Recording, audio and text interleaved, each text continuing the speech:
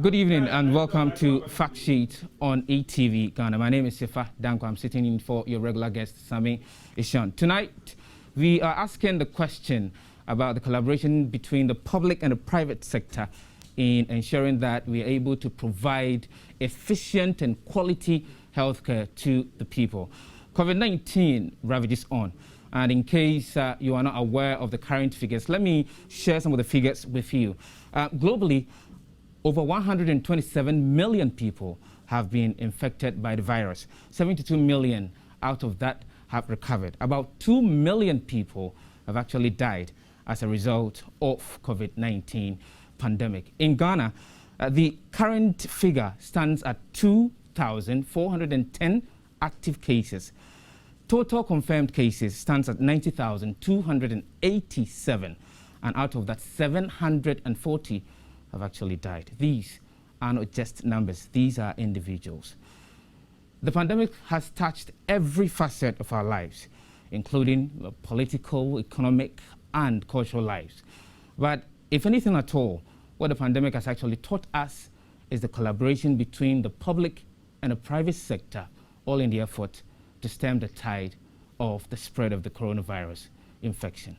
The collaboration has actually led in other jurisdictions into the development of vaccines and deployment of vaccines across the globe. Globally, that has been happening, as well as the interventions and policies and programs implemented by government to actually help stem the tide and cushion the vulnerable against the infection. Locally, the collaboration has resulted in the establishment of the Ghana Infectious Disease Center, first of its kind. Not just that, but also other interventions and other programs that have helped in stemming the tide against the COVID-19 pandemic in Ghana. The question we are asking tonight is as to whether we will be able to sustain this public-private collaboration in building a robust health system to deliver efficient and quality health to the people in the country. This is what we shall be deliberating on tonight on Fact Sheet. When we return from the break, I'll introduce you to my guest for tonight.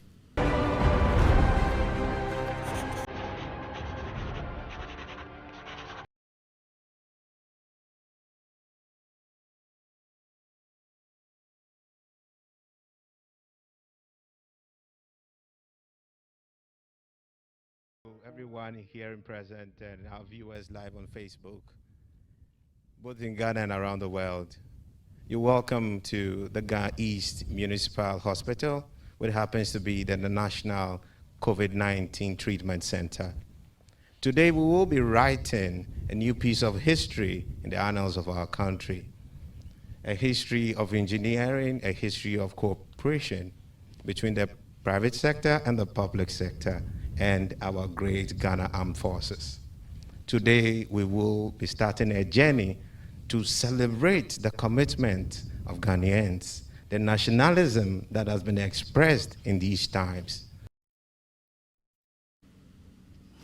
This is Fact Sheet on ETV, and I am Sefa Danko. My guest tonight is the person that you just saw in the short clip over there.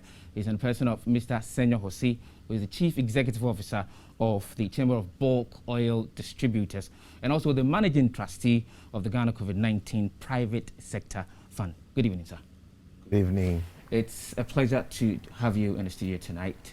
And I'll start off by asking, somebody will say, you deal in oil. Why the fight against COVID-19? Well, there's a quote I always love to refer to, Ed Beckson, when Ed said that evil triumphs when good people do nothing. And at the time, we always and still do say that COVID-19 is a new evil. And it will only thrive when good people do nothing. And good people means everyone. We all have different callings, we all have different capacity, we all have different influences. We all have to bring it to bear towards the win against a pandemic such as COVID-19. Oil is business. COVID-19 is life. And people need to live before they can even have business. And for me, I'm driven and inspired a bit more about the ability and opportunity to impact my society, my space and time, and not just my returns and my comfort. So COVID-19 coming up, we all knew the kind of chaos he had actually thrown the world into. We also all knew the impact it was going to have on us as a country. And it was obvious that government was putting its best, but there was always so much that government could ever do, especially in a developing country like Ghana, with difficult resources and which are very complicated bureaucratic processes, and to some large extent, highly inefficient. And in terms of this, you need a certain measure of efficiency, nimbleness, you need a certain swiftness to be able to help fight it. So what we set out to do, which yesterday was exactly a year when the fund was launched at Fidelity Bank's one of their conference rooms.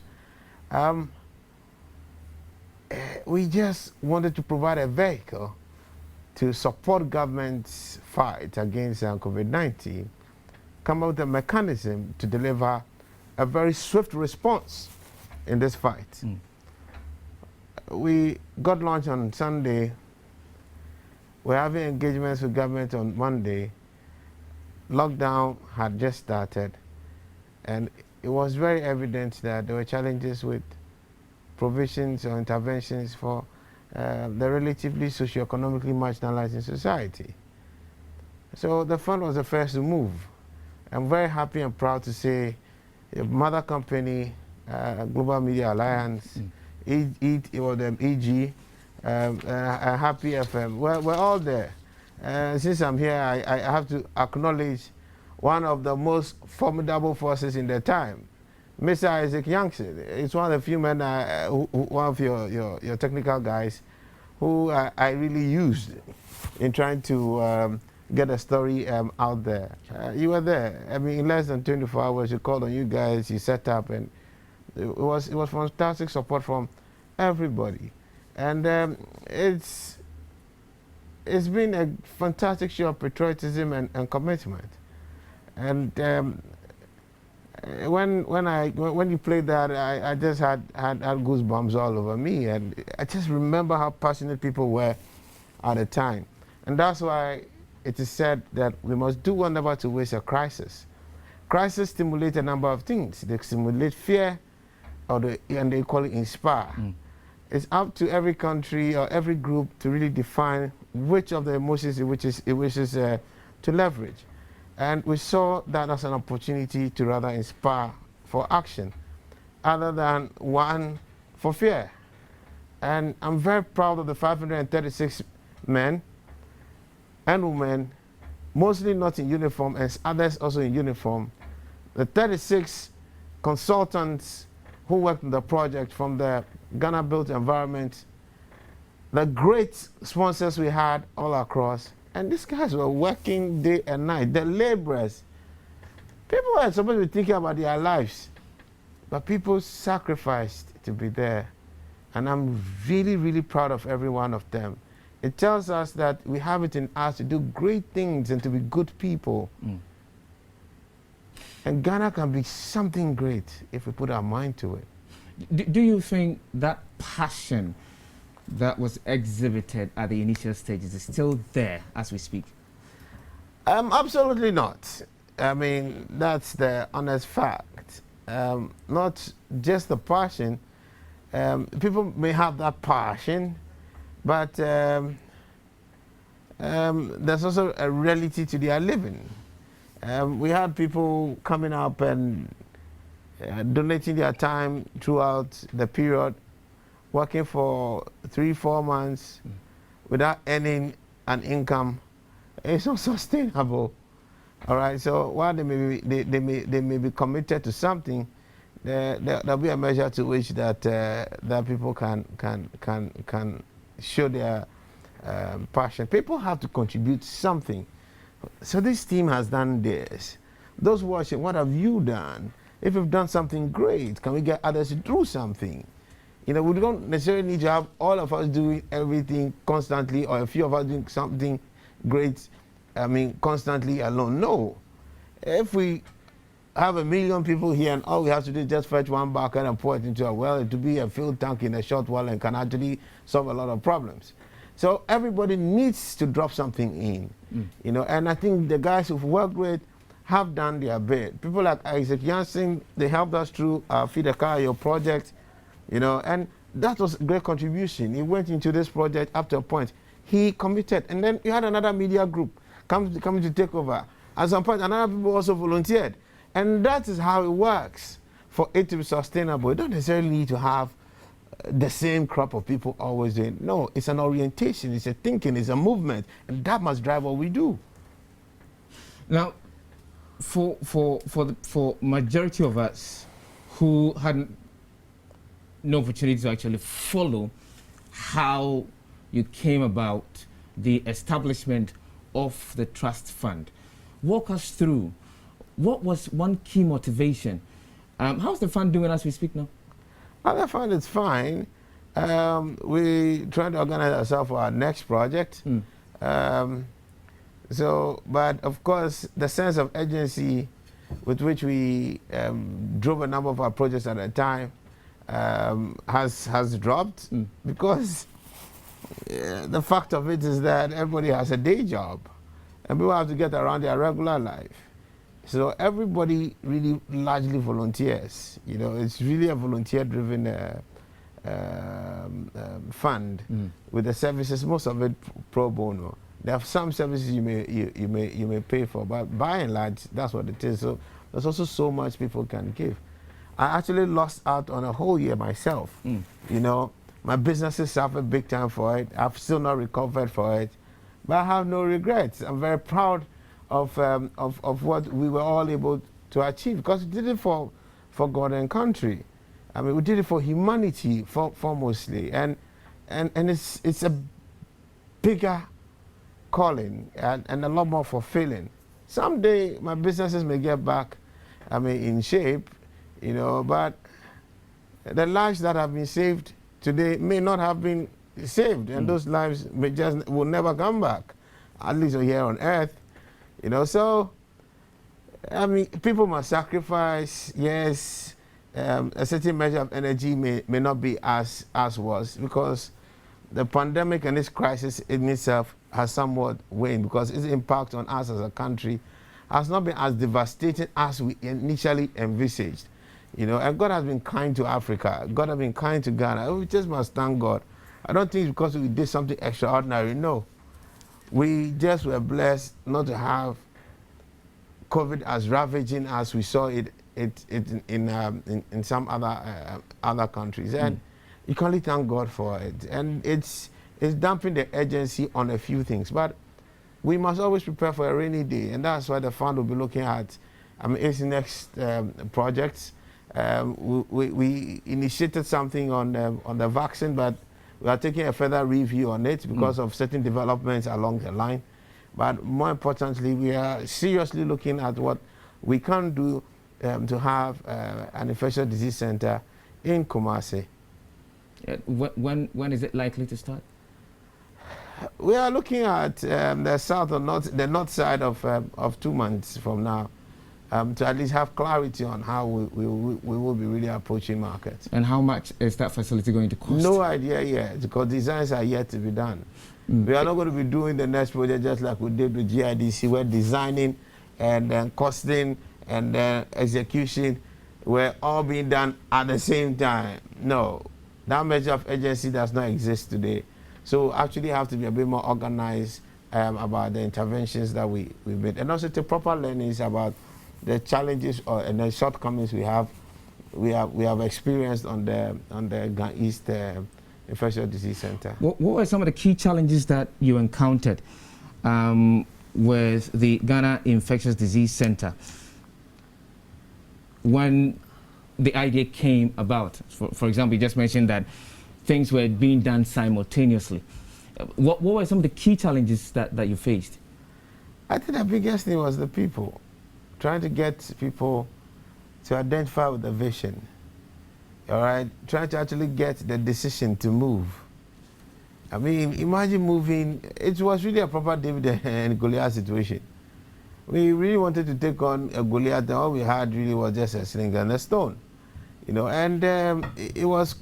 I look back at it, and I'm actually amazed about what we did and have achieved, because it's not normal. It's not. Yeah. You know, funding visibility not absolutely there. It was a very difficult. The only thing we knew is that it had to be done, and if it had to be done, we were going to give it our all to get it done. And we tried to make the challenge, gargantuan as it was, look so small, so we can really get people to get things done. You know, and every time you have to review the notes, and it was difficult because there are times that, you know, the next day you may not even have enough money to even buy water for people to stay on site. But you can't be selling that. You must continue to sell confidence, you know, and drive it. And people were kind, and we're grateful to everybody who donated 10 cedis here, 5 cedis here, 1,000 there, 20,000, 100,000, 1 million. And we have people like GMPC. We had the National COVID Fund support us. We had Fidelity Bank, Chase, the Chase CH Group. You know, we had the Tropical Cable. We had Bumpson and his team, Mr. Bamfo and his team. I mean, supporting us. I mean, we had Ghana Gas coming in to support the Bank of Ghana, one of our signature sponsors, all in, and everybody came in at critical times. Critical times. It's grace, man. It's just been grace. It's been grace, but you worked with all of these organizations that you've mentioned. One thing that is for sure is that they have different ideals that they normally do ascribe to. How are you able to pull all of them together to share a common view, a common conviction that something of that sort could be done? They're getting everybody together on the funding side and more on the execution side. The most difficult thing was really to even get the execution side properly made. You're getting 536 people. These 36 consultants, everybody's an guy in his own shoes. And none of these guys have not really worked together, all right? And coming up to a project with the most unconventional that they could ever imagine or think of. It was difficult, but they were good people. And that's why this was possible.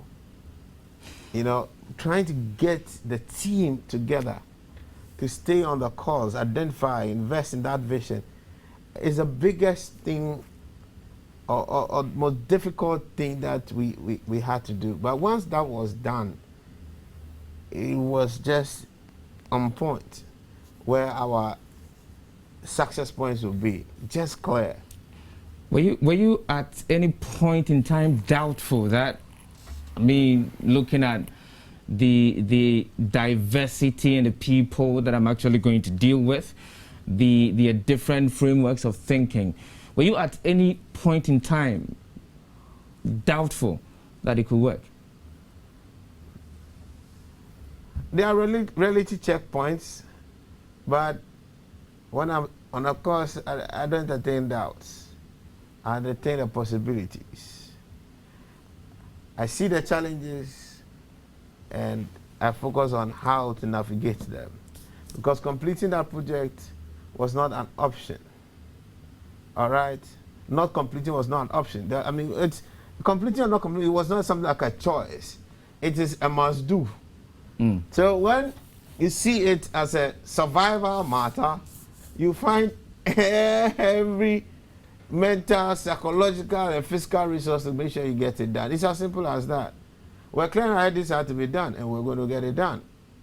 All right? There are so many lives at stake. Every morning, I used to tell the team that every day we delay is a life we are throwing away. And we should be mindful of that our action is going to kill somebody or not kill somebody. It's going to kill somebody or it's actually going to save somebody. Which part of history do you understand? And it was up to everybody to make a choice, whether you're going to be on this winning team, because this team is going to win. It has to win, so it will win. Whether you are joining the party or not, that's your call. And if you're not, you need to step aside.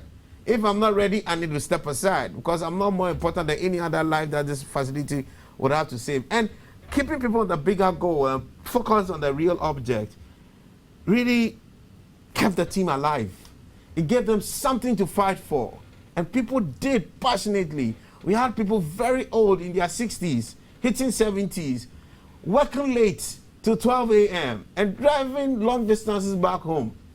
You know, it was amazing. Amazing. You had graduates coming in to carry concrete. You know, I mean, and they were happy to do that because they were going to impact and change lives. You had very senior professionals just abandon all their businesses and spend their whole time there. Great people. Great people. And I doff my heart to those guys any day. Any day. I think they are the heroes of our time. It's very disappointing, I think, that the state hasn't really, you know, celebrated these guys well enough. They need to be further celebrated. I really express my gratitude to the Vice President for the citations that he signed on behalf of the state to them. But these guys are special. What they've achieved, Jesus me, it's unbelievable. Delivering that project when everybody in this country was scared of stepping out. These guys were out there. A number of them could not go into their homes because their wives were scared they were bringing COVID to their homes. And they were building this next to a major COVID center at the time. Not today when you see COVID and you understand that you can actually say to somebody who maybe have COVID with a social distance, you can have a conversation and not take care of somebody at home. No. That time, having COVID was such an abomination. You easily get stereotyped. I mean, you easily get marginalized. You know, it was a terrible thing, but people sacrificed their lives to do this for the good of humanity. Those people are the heroes of my time. And they must be celebrated. Absolutely. One question will be, working with the private sector, what sort of potential do you think they have in collaborating with government or the public sector in ensuring that not just within the health sector, but broadly, we deliver the goods and services that the people really need? That project was a fun, and not just that, all the other projects we've done. From the Kayo project, where we delivered 155,000 hot meals to persons in Kumasi and then Accra over the lockdown period. That was a great collaboration between private sector and the public sector. There's some lousy thinking that goes on in our policy making sometimes in our country, where people seem to think that the private sector is in competition with the public sector, and public sector should be looking at ways to outdo the private sector. I mean, it's just ridiculous. What we delivered there showed the power of healthy collaboration and cooperation between the private sector and the public sector. It showed the efficiency that the private sector can bring to bear on the public sector. Ultimately, who is the government? It is us, the people. Ultimately, who empowers the public sector operatives to really run their affairs? It is us, the people. Who are the drivers and founders of our GDP? Us, the people. So we can't continue to see public sector and private sector as two different worlds. No. They are one world in shared spaces, varied functions, but very, very, very possible shared functionality. And that's what we saw there. We got this project done with less than $7 million. A little around $6 million. How many government hospitals, 100-bed, more than us, that will go for that cost? How did that happen? There are a lot of lessons in there that I will be thinking that government should sit down and want to see what learnings to take out of it and see how to adapt those things, even in their modus operandi, to ensure proper efficiency in the delivery of goods and services to the people of Ghana. When we come back, I think we shall be going a little bit deeper into some of the things that government can actually learn some of the nuggets that government can actually take from the collaboration between the private sector and the public sector in delivering the goods to the people. This is Fact Sheet on ETV Ghana. Let's go for a short break. When we return, the conversation continues.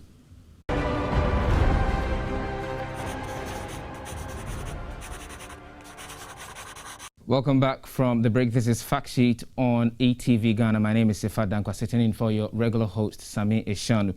The question that we are asking tonight is as to whether we'll be able to sustain that collaboration between the public and the private sector in our attempts to deliver the public goods to the people, especially the most vulnerable. My guest for tonight is Mr. Senyo Hosi, who is the Chief Executive Officer of the Chamber of Bulk Oil Distributors and also Managing Trustee of the Ghana COVID-19 Private Sector Fund. We've had a lot of conversations around the collaboration between the private sector and the public sector. What are some of the key things, Mr. Hosi, that government can actually pick from what happened last year when the Infectious Disease Center was built? One, it's about project management and cost management with projects. I mean, for a project to have been delivered that way, it tells you something. We having similar projects or something close by going forward, 15, 20, 32 million, $180 million.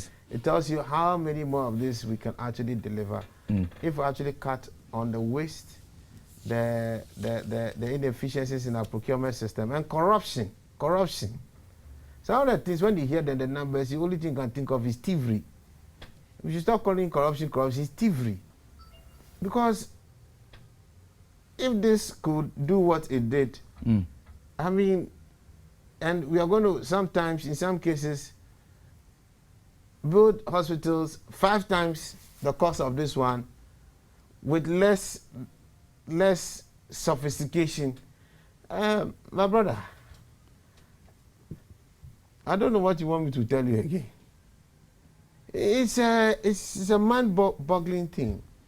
And I have to be honest, very disappointed in government on that part of things. This conversation has not even been had. I want to do 88 hospitals. The president said he was going to do 88 hospitals. I think that some estimation was also done against the time. And I was happy to hear that. I was asking, so government has seen this done in this short period, and they have people in there thinking they can also do it in that similar short period. Zero effort in even trying to engage to even know how it was done the way it was done. Meanwhile, we are sitting here and then we have a hospital half the size of what we have there, and actually also less the sophistication of what we have there. And it's been there years, Akolobu. We haven't seen how far. But we still want to do 88 hospitals. Who is trying to even engage this project team to understand how we were able to achieve what we achieved? What the learnings or the errors may have been? What we do differently? How we did our project change the way government does its projects? Nobody, Joe, nobody. Everybody can have this conversation after today on your own. It tells me the level of focus of governance generally in our country. I think people are more focused on the procurement side of things than the delivery of social services sustainably and impactfully to our people. And it's painful. It is very painful. I mean, look at this country. Look at how people are suffering. Look at basic services, water, health, difficult for people to really access very basic stuff. But we can keep wasting money. And when you see some project as efficient as, I mean, as you've seen it, at least ask her. Ask her no and not to do. No. Nobody is interested. Nobody. There's nobody in government that has reached that. None. And in my opinion, it's shameful. Very shameful. How do you think that will affect any subsequent collaboration between the public sector and the private sector? I mean, for us, it's inconsequential. Our service is not to any human being. It's not to any particular politician. It is to the people of Ghana. And any partner we found a partner in the Ghana Armed Forces. We found a partner in the Minister of Defense at the time. We found a partner in the Minister of Health at the time we were starting. We also found a partner in the Ghana Medical Association. We got going. We met the president, gave a blessing. We got going. And we did it not on our own accord, with the absolute support of the people of Ghana. And that's what we achieved. Not for ourselves, but for the public, for the general people of Ghana, for humanity. And that is just like number 4 or number 5 of 5 projects we have done throughout the period. Some of them continue to date. So building hospitals is not the only thing we did, but you're talking about learnings, and I said there are things there, but very disappointed that I couldn't even see government as a machinery seeking to even understand what's been achieved and even how they can actually take learnings in there. So you feel as a country we are not ready to actually build on this success? I don't think, no, forget it. That's not the whole thing. People want to have procurement and build hospital at $32 million. It's not now that you're going to tell me that you build something at $6 million to come and spoil who's chop. So nobody even wants to have a conversation with you. I mean, you look at it and you are wondering what is going on here. Nobody wants to even have a conversation with anybody. So, well, for us, we are serving our country. And it tells all of us something. You don't need to be in a special place or some special appointment, and because of honorable this, honorable that. Honorable what? You're a Ghanaian. You should think of what you too can do for your country. If it is you're donating 10 cedis to that cause, a good cause, do it. If it is you wear your mask to make sure you don't get sick and encourage it, do it. If it's in you not letting out, just do something. But you must do something, because doing nothing is not an option. Whether some honorable this, honorable that would think of the people other than driving in V8 and running through traffic, I say the people who are in traffic, who are the ones contributing their taxes and paying them, are less human beings than themselves or not. Look, just do something, because the country is still ours and we have to do something. Do you feel that the private sector in this case, and as to the lapses that you've actually mentioned, is in the best of position to actually help deliver the goods that the people want? The private sector has always been in a position to help. But also know that the private sector have also, as individuals, human beings, the individuals are also being part of the people who metamorphose into the same public sector. And what do? But, I mean, needless to say, the private sector brings a certain measure of efficiency when it has responsibility. When it has responsibility. And it was one of the things we sought out to do. Our clear mission was to provide a swift response in trying to help government alleviate the suffering related to COVID-19. That was the orientation. Swift, and it had to be efficient. Scanning endorsement. Now, after now, we will chop. By the time that people even will sit down and even want to say, oh, I want you to give this into somebody, the thing has gone. How do we transpose that efficiency that you mentioned about into the public sector? It is so possible. It needs a will, because make no mistake, the inefficiencies in the public sector, it profits people, and that's why people will want to have that inefficiency that way. The public servant who will go at 10 o'clock and close at 2 o'clock, it profits him. The honorable who is seeing that happening in the ministry and doing nothing, it will profit him, because that's not his focus. So this country and all the things that you complain about, as we say in Nigeria, there's a method to the nonsense. There's a reason. People benefit from that. So the first thing is the will to get it done and to drive that efficiency. That will can only be driven by leadership.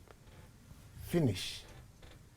How dare me want to go and do something different when a DFA and Otinjisi and Kweku Bediakun, Kwame Banfu are sitting there and have to go and find answers to these people. Then Dan Saki is sitting there. I beg you, forget it. You carry more than your thinking cap. Your cap will be thinking. So that is what the thing is. So it's leadership. It's leadership. And one of the things that you've consistently been talking about is leadership, especially in the management of COVID-19. And with your permission, I would like to read something, especially when there were spikes in COVID-19 numbers in this country. You said that we put people in office to show proper leadership and ownership of the entire state situation. I don't think government has been optimum. Government has failed the people on this particular part of it. They have not been a good example. Do you still stand by that? Absolutely, they know it. Madam, I'm going to tell anybody anything. I don't need to tell anybody anything. They know it. I mean, if you don't want people having funerals, because you think funerals will make the thing spread, you can't be the one doing the biggest funeral. So if you are saying that, and people watch you think that when you see your MPs doing their funeral, won't you go and do your funeral? I'm asking you. Oh. So if the honorables, the big men, are the ones doing the parties, why do you come and complain that Isaac is also doing a party? He just with his 10 boys, eating 1, 2, or 3, 4, 5 chichinga each, and that's all. Then you come and complain. Please, what example have you shown? In a developing country, leadership is cause. Almost everything else is effect. Almost everything else is effect. When people see it and they're inspired by the exemplary leadership that we have, by the real orientation, the commitment, the empathy and commitment that people have to the cause of this country, you will rally and get the people along. Needless to say. Needless to say. Now, you are sitting in this office. Wait, let me ask you. You come to work at 7:30, your boss is sitting here. Tomorrow, what time will you come? 6:30. This is a problem. But when your boss comes 2-3 days, he hasn't reported. When he comes, he has some girlfriend he's working with, and he comes to sit down. He'll be doing, they'll be calling you and give him tea, and then wasting money and taking money from the account and giving his own girl. Do you think the accountant will not start looking at how he can take his own? Leadership is everything, and we shouldn't underplay it. What example do we set?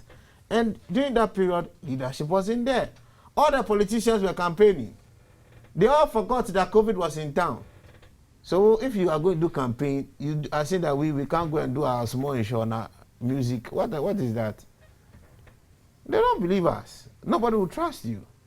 And that's what I was saying, and I stand by it any day.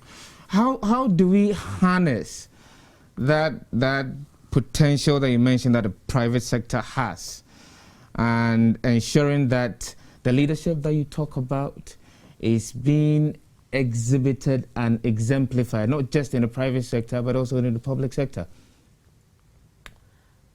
But when I ask the same question in another way, I told you it goes back to leadership. If we have leaders, political leaders of this country, they know there are inefficiencies in the system. They don't need to look far. They should look at the private sector leadership. The successful private sector leadership is more than enough. Way more than enough. And ask ourselves, how do we model our governance system to make it that efficient? Go to Singapore and see how professional people are. It is the government's job to make sure this economy thrives. So you as a business person, their job and interest every day is how do we make sure you can thrive? We'll collect our money from you as taxes, but we need to make you thrive. Because when you thrive, we thrive. But you don't see that urgency in our public service delivery. We don't. I mean, we have to thank God right now. We have got some changes happening in our Registrar General's department. But if I just try and register a company and see, you just think about it. I have a huge investment in the Volta region. All right, in agriculture. The president was there. The Greek deputy minister was there. We had 5 cabinet ministers there. They visited it. And we're still developing the place. Which of the agri minister said this is the biggest agri investments in the region at the time, or one of the biggest in that region at the time? How do we make it succeed? That has never crossed his head. He hasn't even thought of it. Meanwhile, we wrote to him with kind of certain things that we think we can do with the ministry to be able to advance the cause. If you respond to the people, hear the people out and see how you can help, not once. It doesn't add to the PR things they rather want to do. All right? And then the support that business may have wouldn't be present. And it may not just be money, it may best be some policy actions. And you have thousands of jobs at stake. A great opportunity to drive the economy. Lost. I mean, what then becomes an incentive for that private sector? But as a private sector, if your success is dependent on that business thriving, you do everything for it. You understand what I mean? Sure. You do everything for it. So there's a total mismatch where we are not matching rewards with actual, not just efforts, but actually effects. What are the results? And how are we matching it with the rewards we give public service people? The public service actors largely just get their rewards anyway. No matter what. Yes, so the accountability bit is very weak. Why are you holding responsible that in the Volta region, this number of businesses are not doing well? Who is going to suffer for it? There are places in this country where we all know that if you put a mosquito to run for the office, the person will win. Depending on the party, the person is running. True or false? True. Exactly. So where's the reward and then the returns being matched to the service? Nothing. So it's a problem. How many people are getting their promotions in the public sector based on their actual work done? It's based on which party you think you can claim you belong to. It's influencing people much more than meritocracy. Meritocracy is lost. And it's eating everywhere. Everybody thinks that you need to know somebody to even access very basic, public services. We are destroying our own thinking. In the private sector, these things don't thrive. The private sector. The only part of the private sector these things thrive is what I call the rent-seeking private sector, who would feast on the public sector. You know, beyond that, I don't know, what else? Before we wrap up, Mr.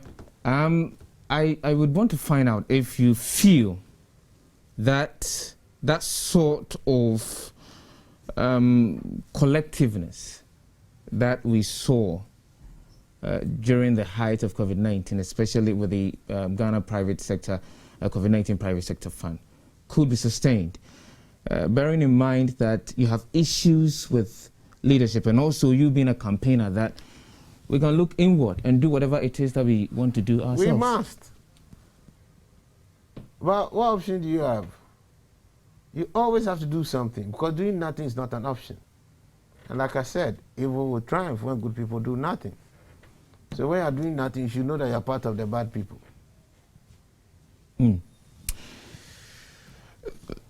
This question is not even related to the conversation that we've had, but it's been up, and I would want us to finish on that.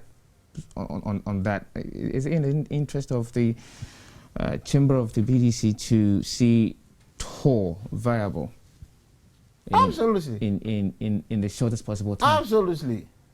What do you think must be done? Just kick out the politicians out of TOR. Take them out. Just like the way you were able to get PNT, and then the Ghana Telecom to end up becoming Vodafone, for us to actually have an entity that can competently face off with MTN. It's the same thing. Politicians have different motivations. Those motivations don't sustain commerce. The only thing keeping TOR boss is the fact that you and I keep paying everything that makes them waste money. and lose money, we pay for it. You don't do that for the private sector. But the private sector people are not dead. They are surviving every day. And they are operating the same market with these same people.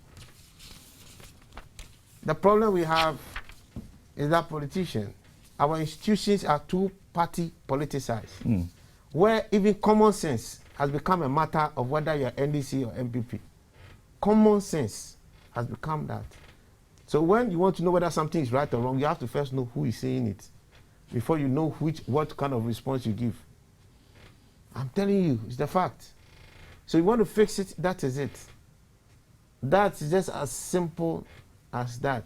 Since 1961, why are we not a refinery hub for West Africa?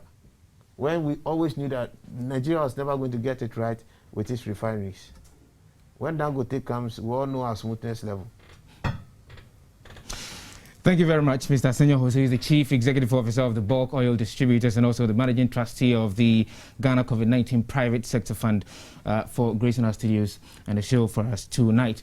And that's how we wrap up on today's edition of Fact Sheet on ETV Ghana. My name is Ifa Danko and I sat in for your regular host, Sami Ishon. The show will be rebroadcast at 10 a.m. tomorrow. Until then, same time next week.